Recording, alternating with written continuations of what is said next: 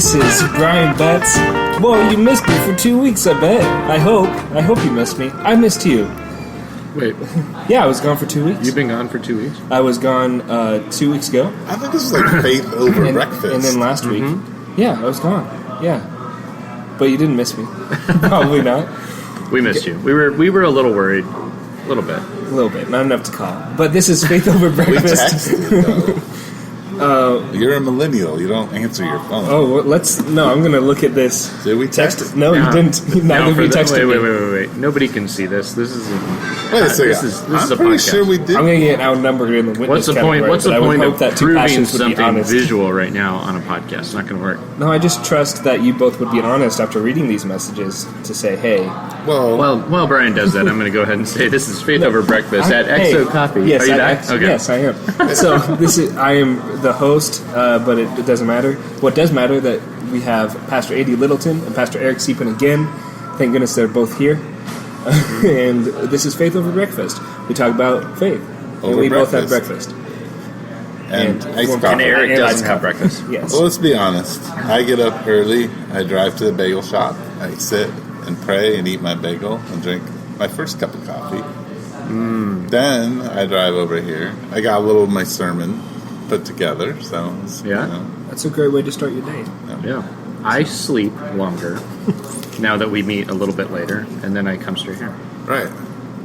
I know, far less. Isn't that a disappointment as a pastor that I don't pray for hours in the early watches of the morning before Faith Over Breakfast, like Eric? I mean, there are a lot of pastors. Well, I mean, some of that comes with age. Yeah, like I am only like 10 Lord, years older. please help my brain kick in. Yeah. I feel like I need. There's a whole. I don't have that youngness anymore.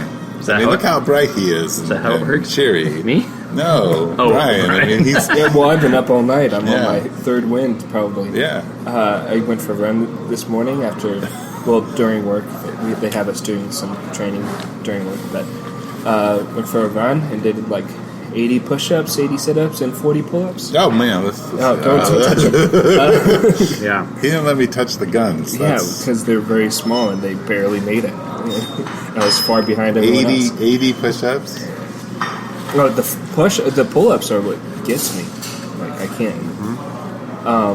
I did this past PT test. I did like 60 push-ups in a minute. So Eric and I, when we talk about it, it's the pull-ups that almost get us. It's the adult diapers we're talking about. Oh, come on! I could do a pull-up with one arm. It's all the push-ups that are difficult. But yeah, so I feel like the previous generation had more morning people than late night people. I mean, like, all of my You're friends. saying the Gen Xers who were morning people? Or the Zennials? Who are you talking about? Compared to the millennials, who I do not see. I'm a morning person. I prefer getting up early in the morning. But a lot of times I find myself staying up later because all of my friends are late night people. There are very, very few people that I know that are like peers of mine that prefer the morning. Is it that, or is it that they're just young? Young people stay up late. I think that's old people go to bed early. Yeah, but they're staying up late studying for and yeah, that's weird. For those that are in the workforce, it might differ a little bit, but I didn't know millennials were in the workforce. Are they in the workforce? But everyone I know, like at work too, that are on the day shift, morning to afternoon shift, they hate waking up early. So there's that too. So there's a thing that the millennials are all entering into positions of superiority in their workplaces now. Yeah, they are. Articles. That's what they're hitting their 30s. Oh boy. And superiority complex, or what do you mean? Well, that just comes with it. But they're getting promoted. They're becoming your boss. And then another thing was saying that they did a new survey, and the millennials now are the number one buyers of large SUVs and are beginning to buy large homes in the suburbs. Who would have thought? Who would have thought? Brett? So much for all those convictions, millennials. So much for that big point you just had. I have no idea what it was. It was really inspirational. I'm so bummed that you both missed it. So for those of you that are just tuning in for the first time and never listened to this podcast before, every time a train goes by... No, I was actually going to mention that, and I'll mention it after this explanation of what it means for a train to go by and you hear it. When you hear a train goes by. Thanks, Brian. Let's move on. Okay. Yeah, no, this is going really well. I've been up all night. So you talked about waking up really early, and you slept in a little bit. You deserve it. You both deserve what you get coming to you. Wow. In a positive way. Did you? By the way, you both are the armed? pastors. I'm just a host that pretends like I try to be good, but I'm terrible. So, like I was saying, I've worked all night. Been working all night. Man. And you can tell by my shirt. The viewers in Japan can see me. Yeah. Everyone else can. Just a bunch of inside jokes that people listening to the podcast for the first time don't understand. Yeah. The train happens. That's fake. And it's a loud. bunch of insider language nobody understands. Yep. Exactly. That's very, very true. Mm-hmm. So the train, whenever a train goes by and you hear it, we assume that I'm making an inspirational statement. That's just the most profound thing you'll ever hear. But unfortunately, everyone missed it because the train went by. Pretty much. And So it's okay. I had the most opportune time speaking. I'm terrible at doing it, obviously, right now. But there was a point that I wanted to make. You had mentioned just now Yes. the criticism of me. Of you. Yes, I believe so. That was me, I think. Okay, then go ahead. Go with Well, it. I just said you don't listen to the podcast. Oh, yes, there you go. So Yeah, I you didn't both say did a that. podcast for the first time without me Yes. 2 weeks ago. Uh-huh. And it was amazing. I listened to it immediately after it was posted. Of course, I had to find out myself, even though that my one request for not texting me or calling me to wake me up, because I didn't work that night. I actually accidentally, my alarm didn't wake me up. I said, hey, let me know when it's posted. And no one did. I found out myself. And I It was listened on to it. Facebook. Isn't that how you communicate with millennials? Yeah, but I didn't get I don't get a notification, unfortunately. I know. I was very bummed. But Brian, I'm it was getting an I'm getting a sense from you sense. What is this sense? that maybe you've been hurt, that we need to apologize to you for not Oh, you- communicating better. No, and you don't for need to not, apologize. I need to apologize for not being here. But I'm going to project, I'm going to, rather than being apologetic about that, I'm just going to blame you both like the millennial I am. Well, we're used to that. We're pastors. That's how it always goes. That's just our lives, man. That's true. But I know you're about to run through some listeners/viewers information, I'm assuming. You get busted it out right now. Yeah, I just figure, well, you're explaining everything. I should. Yes, I apologize. I'm talking way too much, and I hate talking. The more I talk, the less likely I am going to listen. Because every time that I talk on the podcast, I'm like, I don't want to hear it. It's just cringeworthy. I'll tell you how But- far you need to skip ahead. When you tune into this podcast, skip ahead 8 minutes. 8 minutes. Is what you do. And thank you, everyone who's hanging with us so far. Goodness, man, But- that's 1/5 of the time. But really quick, we are at Exo Coffee, and their food is delicious. Very good. Their Take that sandwiches are served on barrio bread, which is a bread made right here in Tucson, Arizona. It's good. They're good cooks, good people. Come out to Exo. We really like it here. We think you will too. We're up in the loft doing Faith Over Breakfast, And you don't get to be up here. This is special. This is the sponsored space. The sponsored space, and part of the reason is you will die on the stairs. Yes. Maybe. Don't climb the stairs. Don't climb the stairs unless you sign a waiver. But yeah, no, we're really thankful they've let us hang out up here.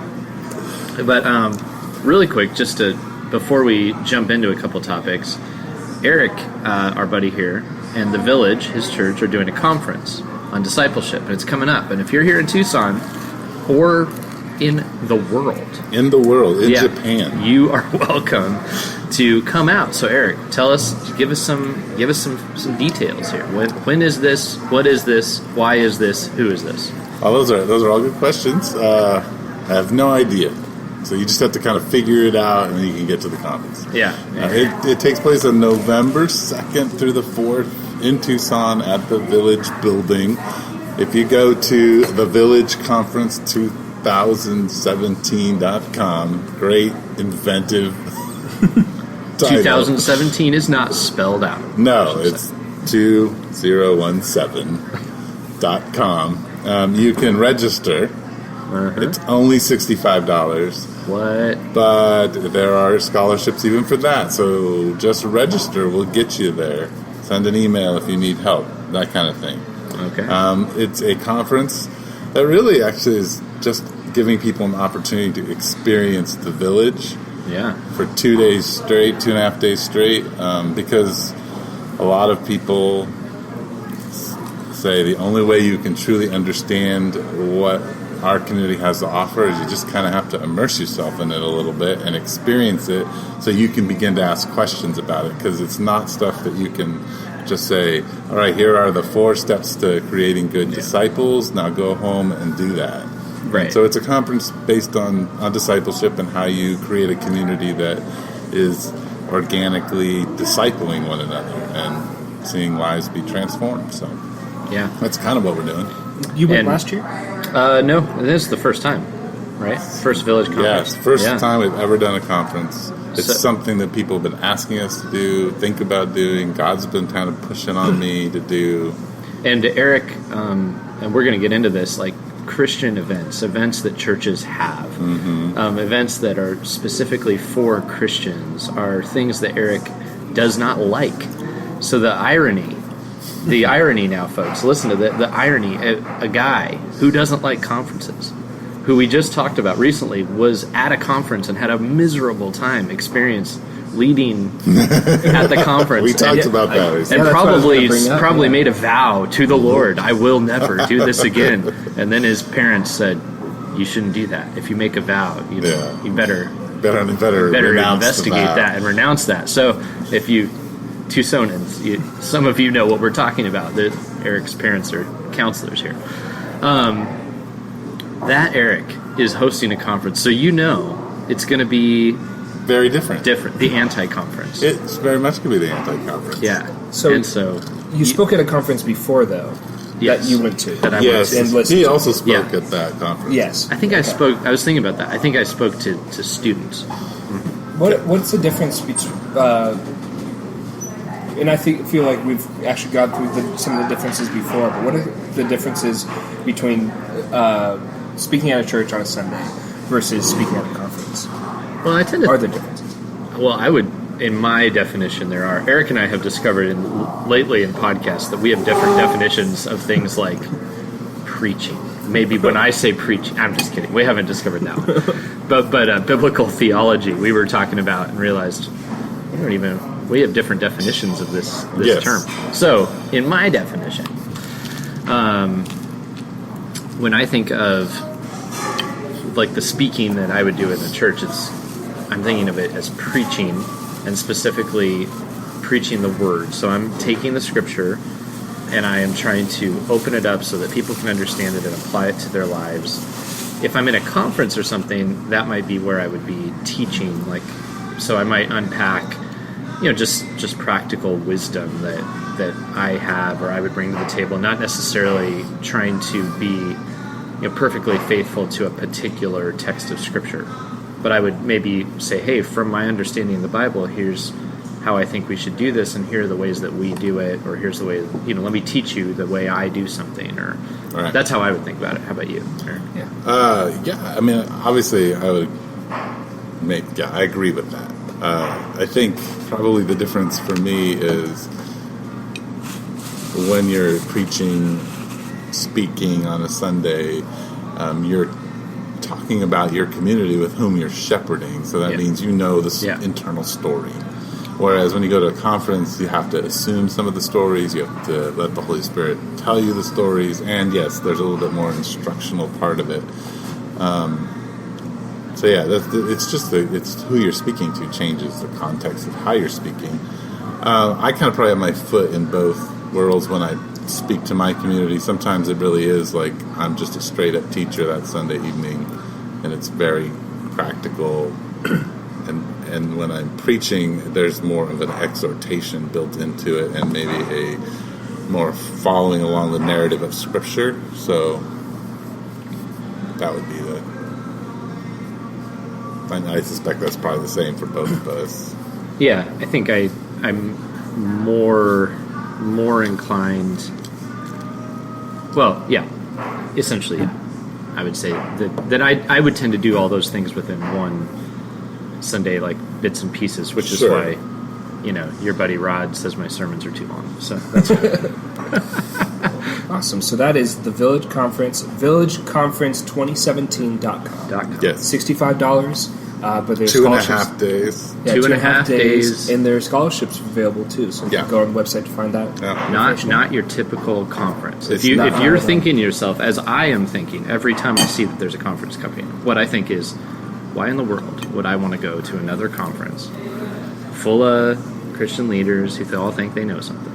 Right. But I actually do want to go to the Village Conference, and I will, because I know it's not going to be just another run-of-the-mill people up there, talking like they know it all. Right. A small little secret, he also is sitting on a panel, so. Yeah, but that doesn't have anything to do with it. If I didn't want to go, He'd say no. I would just show up for that. No, I'm really looking forward to it, and I want people at our church to be there. So, if you're listening, people in Tucson or the world, Or Mission Church. yeah, you should go. You should go. It'd be good. We would love to have you. Yeah, you'll learn how to disciple. Are you going to be there, Brian? It depends. It does. A lot of factors. A lot of factors. Okay. I'm going to Korea eventually, so and that's right around the time I'm leaving. Yeah. So if I leave after, then I will definitely be going. Okay. All right. But yeah, so Now, Well, before we get into this, let's just do our little listener announcements, because I think there's a little interesting thing. Today, total amount of podcasts listened to are six. dun, dun, dun, dun. like Nero from the Roman Empire, right? Whoa. Uh-oh, he's Brian's on going down. to Korea. The Roman Empire's just been... Wait, what happened with all the... There was a doomsday... Oh, is that... Wait a minute, is that the 20... I thought that was the 23rd. Yeah, this was... Okay, we did not plan to talk about this, and we shouldn't. Maybe we should talk about it later. But there were articles coming out that said biblical literalists think the world's going to end. Can I just say, please... There have been so-called biblical literalists saying the world is going to end since literally 40 years after Jesus, maybe sooner, okay? And they've always been like a small little minority. They've been this little group that somebody thinks the world's going to end. And then they've got a following. But I don't know that I would ever say that the majority of Christians have ever hopped onto one of these theories. Yeah, but this time it's actually happening. September 23rd, you heard it here first. Oh, great. Brian. I think we're going to have to fire our host. Yeah. Don't Brian, worry, we're transferring you to Korea. Good luck. Great. I'll do a separate podcast. Yeah. But we are up to 72 listeners. I think we were at 80. But really what that means is that in a 90-day period, each podcast is expected to be listened to 72 times. Okay. So, can I just say, from my angle, from my side of the table, I don't think the world's about to end, people. It's not. well, I think it is, but I think it's been ending since Jesus left. You know what I mean. It's one day closer to the end. That's how I look at it. Okay, So I guess the host is right. Everyone, including people who don't believe in Jesus, know the world's going to end. Okay, Right? That's exactly what I'm saying. It doesn't. Yeah, it's going to end. It's either going to end for a reason or not. Yes. Okay. So, but The sun will blow up. Is it about to happen right now because some planets are aligned? No. Okay. It's there. I'm with you. That is what our sponsors believe. That's what we believe. All of our sponsors. All of our sponsors. Yeah, that is on behalf of our sponsors, who are nobody. Well, we'll see. We'll see. Hey, Yeah, we're we looking for made sponsors. the pool smaller by saying and what we just believe said. that $1 per listener is for 90 days is a good deal. So I think if you want that deal, I will give you a good 5 minutes on the show every week. Yeah. Go ahead and contact us at faithoverbreakfast@gmail.com, or you can reach us on At Facebook. Brian's house. You can come over. Yeah. At our That's a move. website too. Yeah. That's going up. It's All right. I'm the one paying for it. We're 20 get minutes paid. deep, friends. Yes, I know. Let's get into We've this. had some good conversations We have. so far, and I've enjoyed it. I'm just glad to be here because I missed 2 weeks. But speaking of ways to spend our time before the world's end, I love music. I love going to concerts. Yes, so, you do. bam! That transition, though. You went to a concert this past weekend. Yeah, so here's what I wanted to talk. So I had this realization that there was a good little number of our people out this week because there were shows in Phoenix. There were some shows, some concerts in Phoenix, and these concerts are were by people who are generally known to be connected to Christianity. Some way, shape, or form. They're either coming out of a church or they're part of a ministry. They're all very good acts, okay? The rapper Propaganda, King's Kaleidoscope, formerly of Mars Hill Church, and Josh Garrels, formerly of Mustache. Right? Doesn't he have quite the mustache and the voice? I didn't know about the mustache, but that sounds intriguing. I don't know. I feel like I've seen some pretty great mustache shots of Josh Garrels. So these are all guys. I've been in church circles. These are people that people in church like to listen to. Okay, and if you're in the church, but you're like you don't want to be listening to real churchy stuff, then these are totally who you want to listen to because they're going to be a little more vague or a little more like Propaganda's going to talk about. He's going to talk about touchy social issues with a lot of clarity, and he does a great job with that, and stuff like that. So. But still, very much, if you are not in Christian circles, I'm saying you probably don't follow these people. Am I right? Yes. Okay. Yeah. So that brought to my mind, because it was over this past weekend, I was thinking about what some of our people did. They went to King's Kaleidoscope. Some of them did a whole thing where they went to all of it. Josh Garrels, King's Kaleidoscope, Propaganda, all in one trip. Did you go to any of those? I did not, because I was going to Modest Mouse as pastor of Mission Church and Jerry Seinfeld. Were all these people in Phoenix? All in Phoenix. Yeah. Okay, so that's where one of my peoples was. Yeah. People were missing, right? From churches all throughout the city.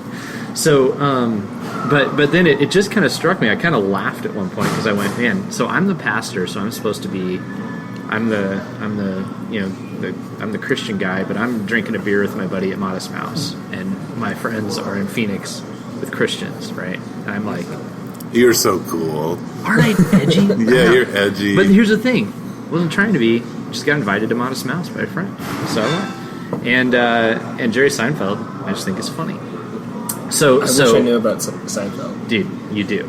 You do wish you knew. You would have loved it. Yeah. Seriously. If you knew that, I would have loved it. Why didn't you invite me?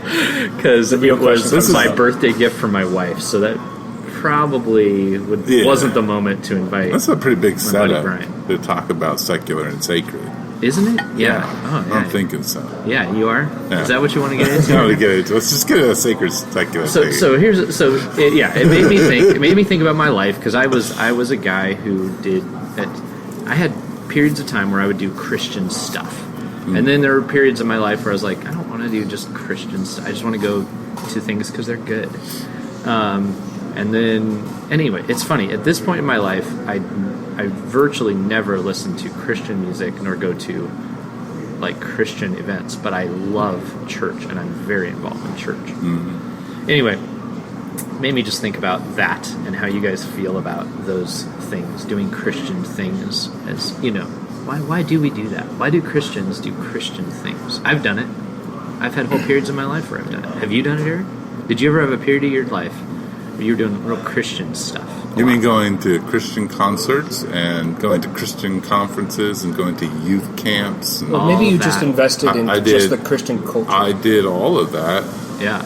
Because I grew up in it. Yeah. Yes. And what I found was that I was trained in a language that then most of my friends who weren't followers of Jesus had no clue. Did you ever talk to your friends about music and you're talking about like your favorite bands and you're listing off these like Christian I learned very quickly that I don't list those off. I have to figure out what they like and change. Act like you like that because I knew it or something, Right. Yeah, no, it was very... It's like back in the day, if you're talking to some people like, oh, what do you listen to? DC Talk. Oh yeah, no, and they're just like, I've seen DC Talk live, and that's all this. Yes, and if you went to Gospel Supplies when I was a kid, they had a list of all the secular bands, and here's the Christian alternative. I know. Equivalents. I actually worked there, and I got to answer. I would always get parents in. Hey, my kid listens to Limp Bizkit.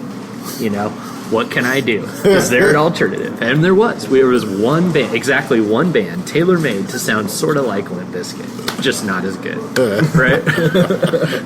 And we would I am ashamed to say, send that lady home with it. Yeah. And then eventually I got a little like rebellious against that, and I wanted to like just be like, no, this band that does happen to be, the members are Christians, but they just are good. They don't sound like Limp Bizkit, man, but they're just good, and like this would actually be good music that your kid could enjoy and tell his friends about. And that sometimes worked, sometimes didn't. So, Yeah, no, I mean, I think it's part of the vestiges of being a Protestant is that we... Alternatives. Our art kind of is... It never has been good. I mean, Protestant art is not historically good because we casted it all out. Yes. So we've kind of resisted... Folks. Reformation era. Yeah, we've resisted the dialogue with artists until maybe the last 25 years, I think. Yeah. And so I think we're wrestling with that. I would say, and this is my opinion, that musically and even in most of the arts that it's bad. It's not good. No. It's not good music. It's not good because it's not that there isn't good musicians. It's not that it's not good painters or sculptors, but we've kind of conditioned people to not push the edges, not force people to ask questions. We have a culture of musical worship that has very defined boundaries in it, so it makes it difficult to understand how to be an artist within the context of following Jesus. Now, interestingly, these groups that were just in Phoenix, like King's Kaleidoscope, Propaganda, and Josh Garrels, may all actually be good music. I would venture. I don't know. Brian, Millennial, how do you feel about that? I actually, interestingly, think that is changing. So then I wonder how that affect, because I think these guys are actually like making stuff that, I mean, in the rap world, I don't know of any. When I'm thinking of rappers, like Propaganda stands out to me as just unique in general. Like what he does, I don't think he's mimicking anybody, and he's doing really good stuff. King's Kaleidoscope I haven't followed as much, but I get that. Like I have friends that just like music in general, and they're actually like respect them. Josh Garrels, if you want Portlandy, soulful melodies coming, flowing from under a mustache, he can. I think lyrically is, and chord use and those kinds of things are changing. So thematically, though, you're not so sure. Well, I mean, I think your original question is, my friends are going to this, or my church people, and I'm at this, and what's sacred and what's secular, and how do we operate in that world? And there's all these Christian culture. Should Christians be in Christian stuff, or should they be just where everybody else is? Well, I kind of view it like vegetarians and paleo people and regular people, or fast food eaters. Regular people. Vegetarians, I'm sorry. Yeah. Well, I mean, in the sense that people who eat anything, anywhere, all the time. Yeah. They don't care about their diet. They think McDonald's is good once a week. They think, Kentucky Fried Chicken is the best. Those kinds of things. And that's fine. But I see that in the way that we understand our culture. Like, if you choose to be a vegetarian, a true vegetarian, you're choosing to go without certain things that are good and tasty for a particular culture. And if you do it in a way where you're not judgmental and you're not saying, hey, everybody has to be this way. Right. So this is a healthy choice. This is a healthy choice. That I'm going to utilize and not hold it over other people's heads. And in the church, I think the equivalent to that are people who say, look, like, I'm not going to partake in King's Kaleidoscope. I'm not going to do the normal church worship thing. Partly because I just lost my train of thought due to the fact of my co-pastors calling me, but partly because they want to create a new culture and a new way of doing things, and they want that to be an example. Yeah, I think like the people who are like paleo people, right? The people who they're into their protein, they don't want their carbohydrates, they have a particular way of eating. They eat a lot of meat, that kind of thing. Those people are the people, the King's Kaleidoscope people. They're the people like, that's good music, it's good art. We're engaging in that. We're keeping we want to be healthy in the way we're thinking about things. Yeah. And then I think, and here's the other thing, is Christian culture itself, the conferences, the experiential stuff, that's a lot of that's like, hey, let's go to McDonald's, let's eat Chris Tomlin over and over again, let's eat Jesus culture over and over again, instead of like, hey, like, okay, that's good, let's once in a while, but we need to kind of think about how we're processing through this. I just want to note that Eric has just compared Chris Tomlin to a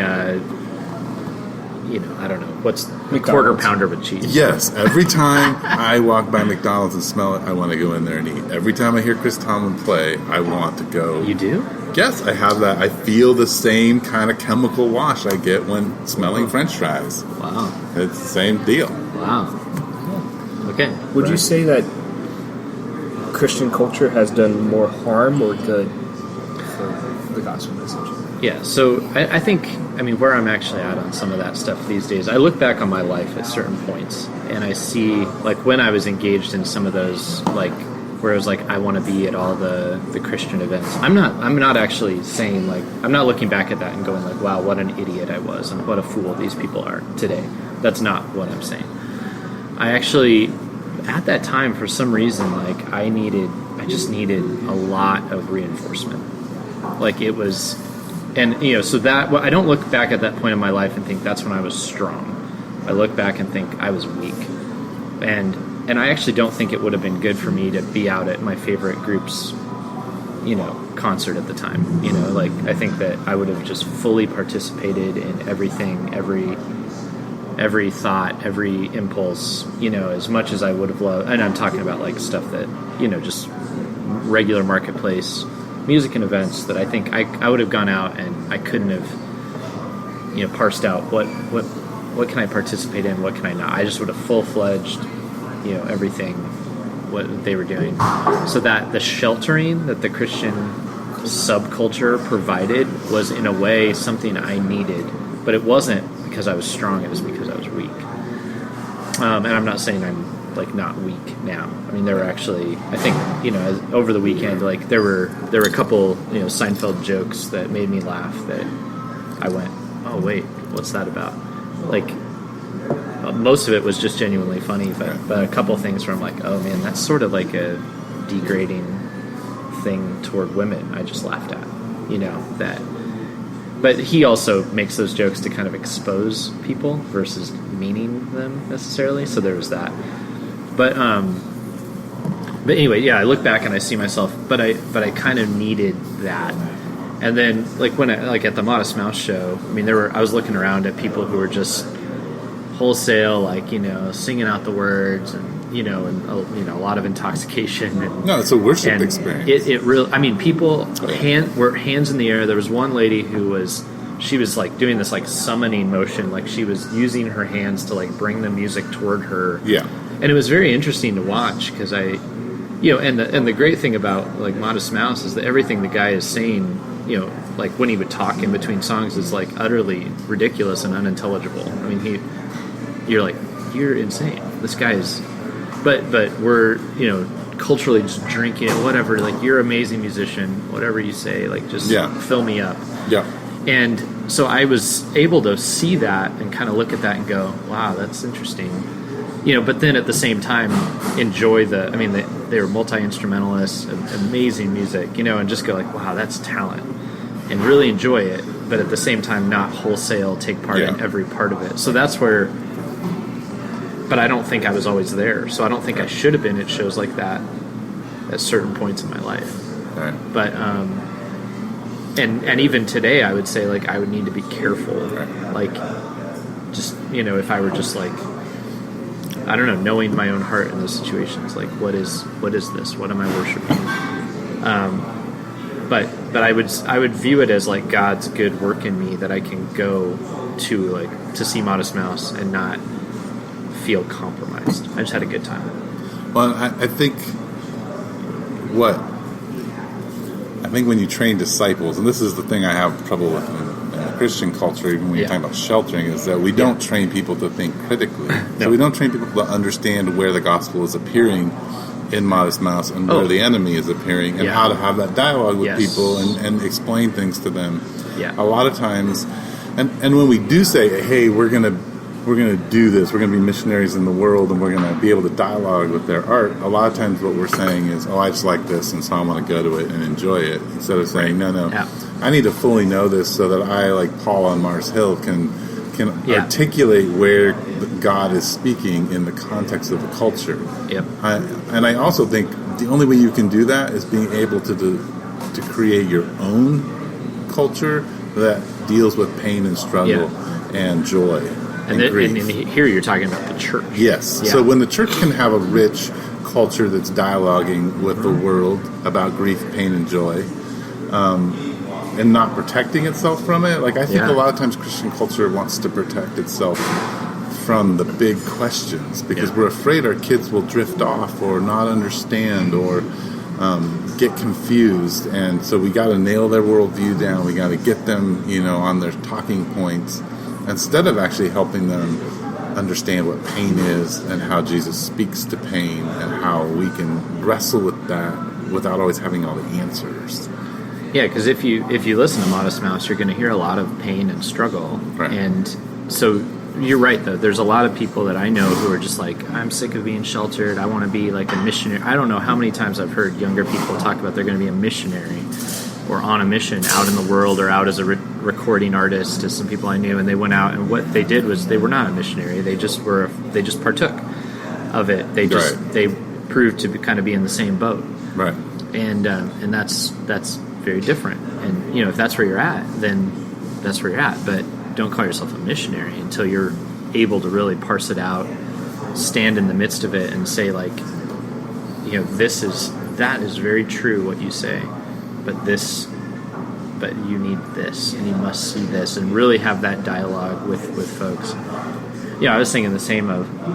Especially Jerry Seinfeld, actually, because it was social commentary. It was ingenious social commentary. He had us all laughing our heads off as we admitted our just utter depravity, is what I saw. He was everything from how we view our wives to how we, how technology rules our lives to how we do things. He made fun of us all for being there. He basically was like, why are you here? Like, why am I here? He's like, do you know why? Because we don't have anything to do that matters. And so you go out to see Jerry. And why am I here? Because I got nothing better to do. And and we're laughing, but it's like, oh my gosh, like he's exposing us that we keep ourselves extremely busy doing stuff that doesn't really matter so that we can feel like we do something that matters. And he basically just pulled the rug out and said, no, it doesn't. None of this matters at all.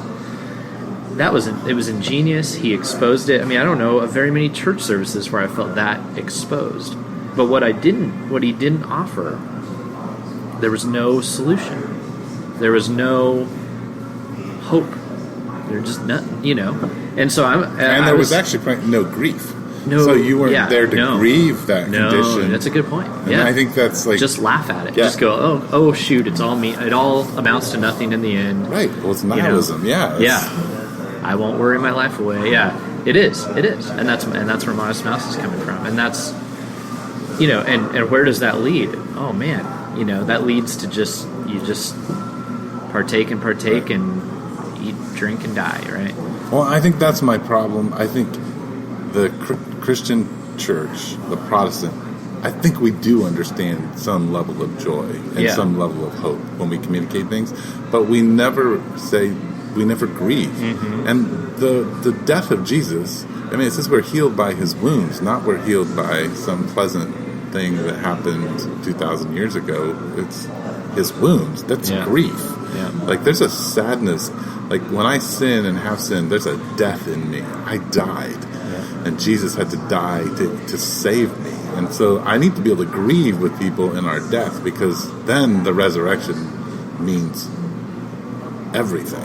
And what I'm preaching on this next Sunday is grieving the Spirit of God, which is this idea that as a believer, that you can actually, that there's an emotional exchange between you and God, and that that pain that Jesus felt, the pain that we felt, like as we walk along and stumble and fail and rebel and and don't love Jesus as we should, and don't a whole, and we're just broken and we miss things. That there's an ongoing grief that happens in the walk of Christianity. It's not just joy and snowballs and lollipops, right? Yes. So kind of what I hear you saying is nobody or very few people. I mean, if you're in the Christian bubble or you're just out and about, there's no grieving in either one. And what we need to be grieving, and that's what's wrong with the Christian bubble, and maybe that's what could bring people together. Yes. For those that find themselves not grieving, what would that look like for them to start? Maybe in practical ways to pursue that. That's probably something that I need. Where do I start with that? Yeah. Well, I think we're supposed to take lead on that as followers of Jesus, and I think that's the problem with Christian art, is that we haven't begun to practice that because we don't have a Christian imagination. We don't imagine that our sin, visualize how deadly it is. Yeah. And we do not visualize Christ or Jesus on the cross, that the physical wounds and the place where Jesus feels abandoned is my murder of him and my own dying. And so we have to visualize ourselves there. We have to talk about it. We have to say we have to understand that when we sin, we hurt someone. Yeah, it's cool. Okay. And when we do that, when we're visualizing those things, we have to understand the pain that it causes others, and really taste that, and cry over it. We have to weep. We have to have times of just weeping over what it is, and also when you're talking and then there's noise, you have to keep on your train of thought. I hate that when I'm speaking. I mean, oh yeah. Do you do well? Here's a random question. Geez. Do you do well with kids? We have lots of them. You have lots of them, but mid sermon, you got a kid wandering around, coming up to the front, and how do you do with that sort of thing? Oh man, well, does it derail your crying babies? Will just start screaming in the middle. Right when you're making a good point, and the baby's screaming, you're like, I try to dialogue with the baby. Yeah, I've had kids acknowledge walk the up. kid. Yeah, I saw one pastor of a small church. He shot a picture of himself. The kid walked all the way to the front, started talking to him. He just picked up the kid and kept on preaching. And so, for the rest of the sermon, he was just holding the baby while he talked. That's and the ingenious. kid was just sitting there. I love having kids in the service, but just to be honest, as I love it, I believe in it, but it is really hard for me. It changed my preaching. Yeah. It's something that not like kids, but I mean but a kid who is not kind of sitting still, or wandering around. Or totally. Screaming. Yeah. You would have loved me. Yeah. Oh yeah. I'm sure I would have loved myself, but I'm not against it, but I struggle with my train of thought. Anyway, I just did. I thought I was making a good point. I'm surprised the train didn't drive by. Isn't that weird? Yeah. Yeah. I was to your question, Brian. I was going to say, I think that the struggle is and in Christian culture, the way it works is you feel grief, or you feel guilt, right, or you feel shame, right? And then what you want to do is, what we tend to want to do is mitigate it as quickly as possible, just medicate it with something. Okay, is there a Bible verse I can just believe right now that gets rid of this? Or can I do a quick confession of it that makes it go away? Or whatever. And those all seem good because you're supposed to believe the Bible and you're supposed to confess your sins one to another. But I just don't think that's gonna do it. And then I think if you don't have a faith paradigm by which there's hope and forgiveness, I assume from what I've seen, you minimize it. And Christians do this too. I'm saying you can be outside of the faith or have a faith that doesn't really have a robust view of forgiveness. you kind of go, well, that's just normal. Everybody does that. That wasn't such a big deal. Or I don't do it that much, and so it's really not that big of a thing. You feel something. You feel guilt, shame, but then you kind of cover it with, okay, it's really not that. I'm okay. I think I'm good. I'm a pretty good person. Overall, I'm pretty good. And all those methods don't lead to grieving, and that all stuffs it down, honestly, and it's going to come back. And so the thing that's hard to do, and I think you can only do it when you have deep hope, is to actually, like, when you feel it, like, engage in the grieving. Like I think your parents would say something like, sit in it. Sit in it. Like, be there with Jesus. Like, Jesus is, what we're getting in the scriptures. I mean, I love just Psalm 23, in the valley of the shadow of death. Right. Where's Jesus most present in the psalm? In the valley of the shadow of death. Like, when that's grief, fear, pain, struggle. And then the psalmist is saying, when I'm in that place, that's when I have this awareness of your presence with me and your protection over me. And, like, essentially what the psalmist is saying is, like, that's where I came to know you the most. Right.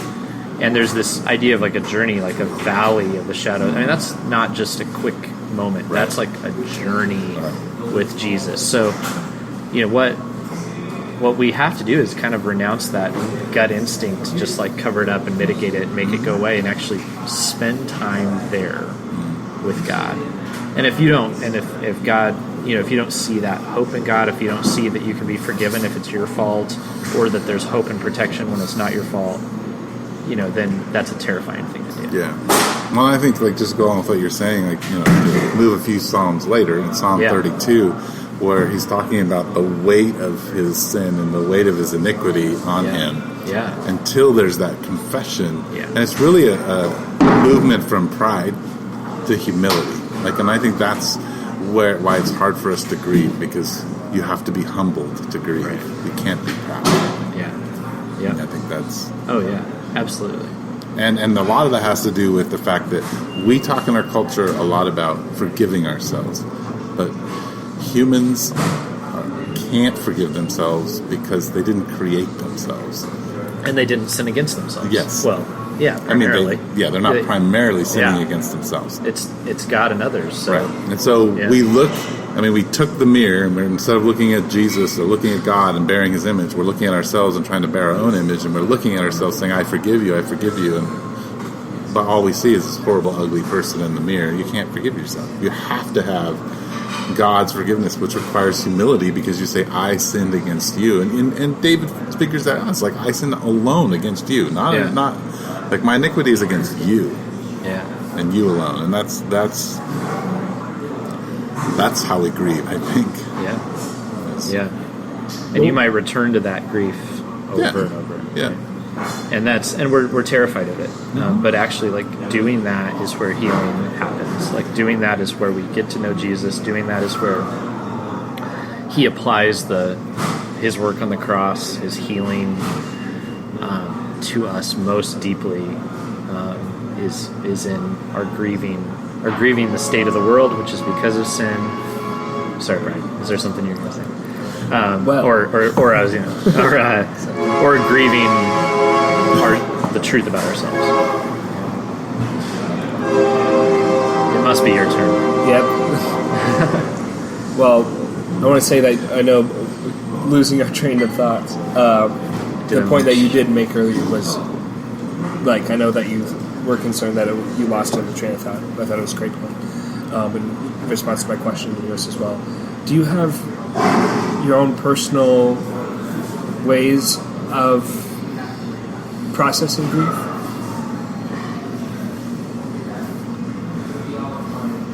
Yeah. Deep, long pause. That's how you do it, right there. Well, for me, like, I feel like a lot of my grief over my own brokenness is in the body of Christ. Like, I talked on Sunday, the verse that says that there's no temptation that God's given us that's not common to man, but he's faithful and he can deliver us, and that's Eric's paraphrase. But I think the church is the way of escape. That verse says he provides a way of escape. And the community of God has to be the place of grief. Yeah. Like, I think we talked about this early on in the very first podcast, but like, I can't grieve until I see the community of God weighed down by its own sin. Like, I'm inspired and compelled to join the spirit of God's movement in a community. And so, that's where I find the opportunity to feel the weightiness, to be inspired, to repent, to see how my sin has actually impacted people, how I'm not offering myself because of my own pride and selfishness. Yeah. So that's where I'm at. I believe in the church. Yeah, and I do too. And that doesn't mean I don't have a private time, but it's when I'm alone, I can be overwhelmed by my own darkness. Mm-hmm. And a lot of times, like, the church's job is to call me out of the darkness, to say, this is the light, come stand with us in the light. And a lot of times that's us saying, wow, the darkness is so dark, and to be able to just sit in that and then rejoice in what God's done and how He's transforming us.